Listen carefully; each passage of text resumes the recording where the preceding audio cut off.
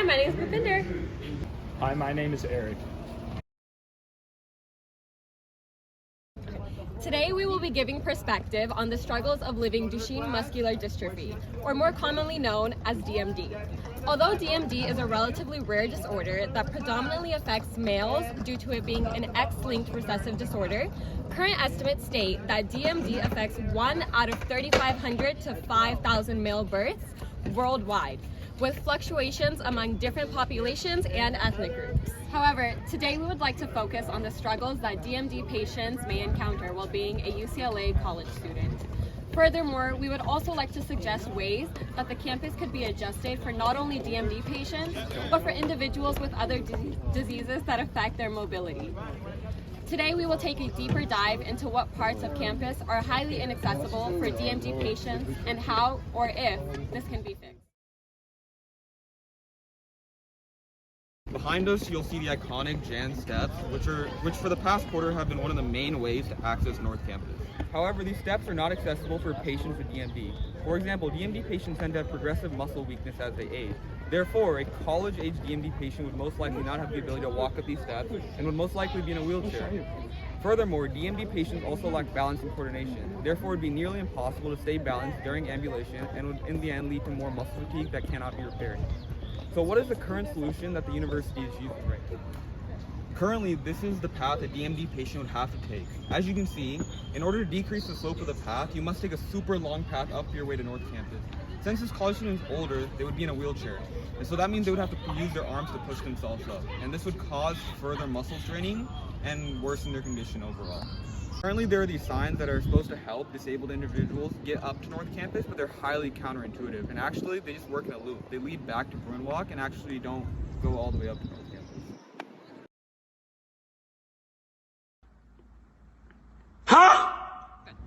Currently, this is where the handicap path ends, and in the end, it still goes up to some kind of steps or stairs, which are inaccessible to anybody with DMD. We have here, here, and even over there. Every direction we go to, there are steps that traps the DMD patient that's probably in a wheelchair by this age. Currently, there's only one way up to North Campus, and you have to go all the way around campus.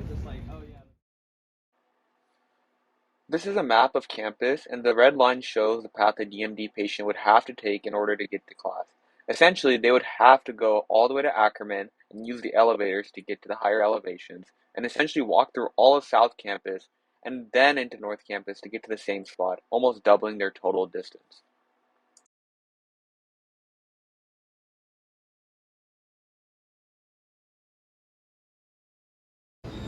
In order to access any of these rooms, including the ballroom, study rooms, meeting rooms, or Kirchhoff, you would have to use this elevator in Ackerman Union. However, the hours are very limited from 8 to 6, so if you have to go to any of these rooms after 6, you are unable to. This problem was actually larger than we expected.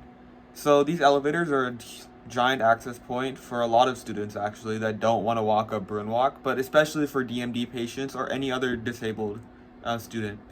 So essentially, these, like we said, the store only opens up at 8 a.m. and closes by 6 p.m. So this is very limiting. So that means a DMD patient would not be able to have an 8 a.m. class, as they would not be able to access this elevator until after 8 a.m. Furthermore, if the DMD patient would like to be involved in orgs after school, most of these meetings occur past 6 o'clock, usually 6, 7 to 8 o'clock. And if they can't access campus, or especially these elevators past 6 o'clock, it really limits their academic and extracurricular activities.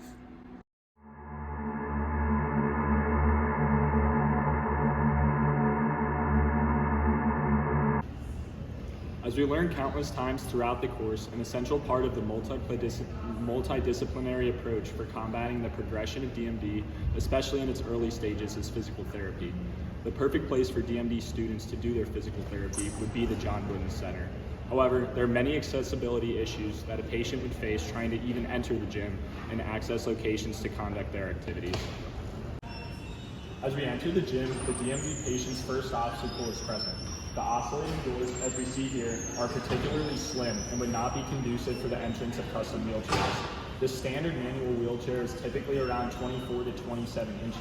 However, this is not accounting for the patient's elbows pointing out while pushing and may be difficult to enter the gym in the first place. Further issues arise as we enter the very outdated John Wooden Center gym facility. The only real location to conduct proper physical therapy is downstairs in one of the paddleball rooms, which we just saw, but these are only accessible by staircase. Once again, completely inaccessible for a DMD patient, making treatment options even harder.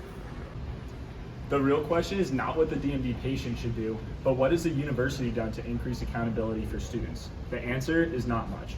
The department that is responsible for disability is the UCLA Center for Accessible Education, more commonly known as CAE. As you enter the CAE website, the main concern seems to be more appealing towards testing accommodations rather than ensuring that there is an accessible environment as stated in their core mission statement. There are currently no links or outsourcing helps provided by the university to aid with someone with DMD or any other mobility disability. Thank you, Eric, for all that amazing insight on the CAE office. However, I wanted to break down the CAE's office mission statement and how they're failing to meet it. So, right now, it states that the Center for Accessible Education is responsible for creating an accessible, inclusive, and supportive learning environment. However, many times throughout this video, we have seen that accessibility does not seem like the goal. As we saw before on Brunwalk, many routes are inaccessible to DMD patients or any other patient with any mobility issues. And the same can be said at John Wooden and other locations throughout campus. For example, my own building has an issue in the front where there's a staircase that does not allow anybody in a wheelchair to access our building properly. Therefore, I believe that the CAE office should look back at their mission statement and start applying the accessible part back into their motto. I feel like that the CAE office could do a better job in ensuring that all students are not discouraged for attending such an amazing university due to accessibility issues. Now back to you, Eric. Another issue that was highly discussed in PhySci 121 was the lack of training and awareness people are given in order to properly aid those with a disability like DMD or other muscular issues. Most commercial building workers, like the ones that work at the gym here, are not given proper training to deal with any kind of physical disability. This is usually caused by a lack of understanding due to the rarity of students with DMD itself. Patients with DMD are usually discouraged to attend universities like UCLA due to their lack of accommodations and general knowledge by employees on campus. To display the lack of education among the employees, here is a student employee at the John Wooden Center who is more than willing to provide us with information on their training process they received to accommodate those who have DMD. Hi, I'm Sophie. I'm a third year, and my role in the John Wooden Center is just a normal Fitwell consultant. Were you provided with any kind of resources or training to aid students that may have some kind of disability? We were not provided any training besides a little online course, but no in-person training.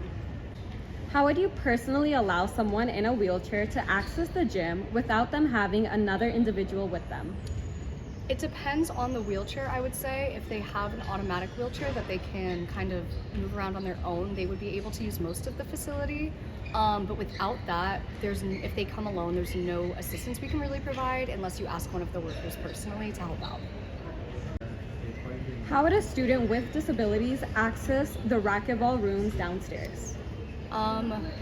If they had a severe disability where they were in a wheelchair, unfortunately we don't have any elevator that goes down, so they would not be able to access that. We would once again like to thank the student employee. Thank you for watching.